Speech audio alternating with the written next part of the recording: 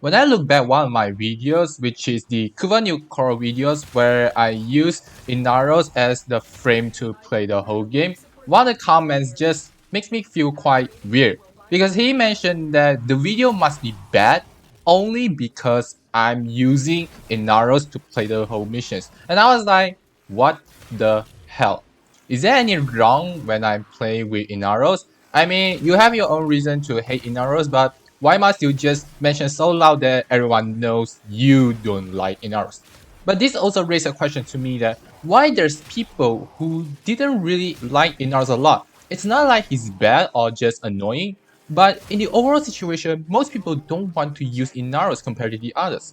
And because of this reason, I want to look at what exactly the reason that makes people don't like to use Inaros. Now be aware that this only based on my personal preference, so it may be different from most of you, so I do apologize if I do make some of the mistakes here. So without further ado, let's hop right into it. Now, before we going through the reason why most people hate to use Inaros, we need to know about Inaros first, so that we can know how exactly the difference between Inaros and the other frames. If you ask most players that already play Inaros for quite some time, most of them will give you almost the same kind of thoughts. Health tank. Yes, he is very relying on the health tanking where the health is extremely high. Until right now, I feel like no one can really exceed the base health of Inaros, as Inaros is the iconic example of very high health tanking frame.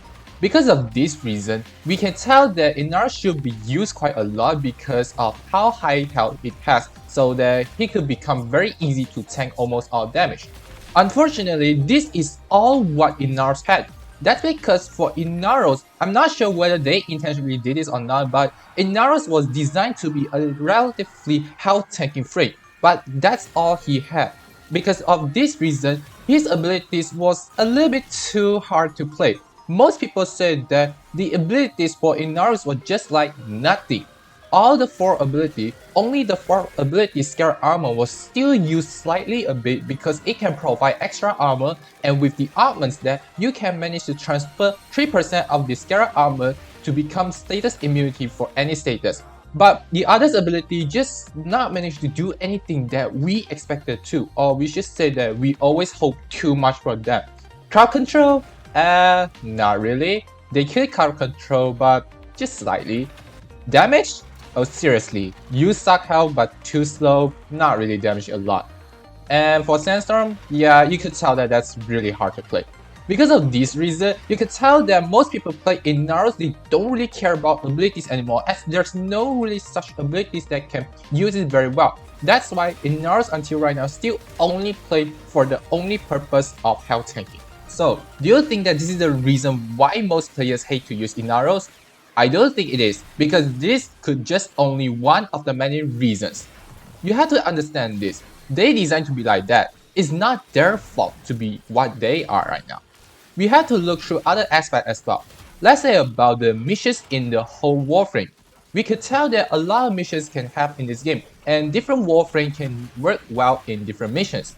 If you ask about the very versatile Warframe, which is Wukong, Wukong can almost dominate in every mission. We all know about that, because the whole kit that Wukong had just totally dominate almost all missions. From the early game, almost all missions, Wukong can tank it very well, despite Inaros should be win in this part. But how about the other missions? Let's say about Spy, Wukong can still do it. And how about the other protect mission like Defense or Mobile Defense? Wukong can also do it as well, despite Inaros can, but I could tell that Inaros can only protect himself, but not the defense target. This could also show that why Wukong can be used so much compared to Inaros, as until right now, we could expect that Inaros can only work well in just only a single mission, Hijack. Still, this is not enough to convince me that why most people hate to use Inaros. Let's try to take a step backward first, shall we? Why most people still prefer to use Wukong more than other frames such as Inaros? Because Wukong has a lot of aspects that could make him easy to use. That's right.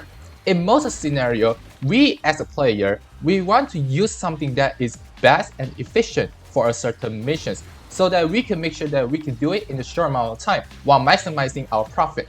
This is what actually makes it very interesting, because this is due to our own preference during different gameplay. We can try to look at the early, mid, and late game preference so that we can know that why sometimes Wukong will be used much better. In the early game, we just only want to learn something new and try to enjoy the game. That's why in this part, almost every frame is acceptable. But starting from the mid game, we started to learn that we want to get a better way or a better frame so that we could get our stuff or make sure that our build can be more efficient or can get the maximum profit. That is why starting from this mid game, we try to seek on a better one. And this is where Wukong starts to use very well, because Wukong versatility allow it to go through a lot of missions without any problem. And this just only continue even in the late game. This is why you can see that Wukong just dominate almost every mission because of the versatility it had. And not to mention that the abilities sometimes can provide certain buffs or the crowd control capabilities that most players always wanted to. And this is the part where Inaros suffers the most, because Inaros too focus on the health, where it don't really have anything to work anymore. It don't have the crowd control despite it has, but no buffing, no anything else. He just not managed to compete with Wukong. And because of what most players wanted to, like buffing, crowd control, all the other aspects, especially for offense, Inaros don't have anymore. And because of this, people would think that Inaros just totally weak at this point, where Wukong still dominate very well. And based on all of this, I could really think that it's not because of Inaros himself. It's more like we players think about Inaros himself. If we think that it is weak, then it will be weak for every time you use it. But if you think it is strong, you will always think that it is strong. That's why when you play certain frames, you always think that your favorite frames will be strong and your hated frame will be weak. This is much like every time when you make a choice, you always try to go with the choice that you like and avoid the one that you do not like it at any cost. This is the same things as Inaros here. It's not Inaros' problem that he's just like that. He's health tanky and don't have the abilities that we wanted to. That is our own problem because we think that the ability is weak. But don't forget, game is not something about being efficient or what. We try to play games because we want to enjoy it. And because of this, there's no such reason that I will be hate Inaros a lot. But if you want to ask me about why most people hate it, yeah, I could say that it's mostly because of we players think that it is bad.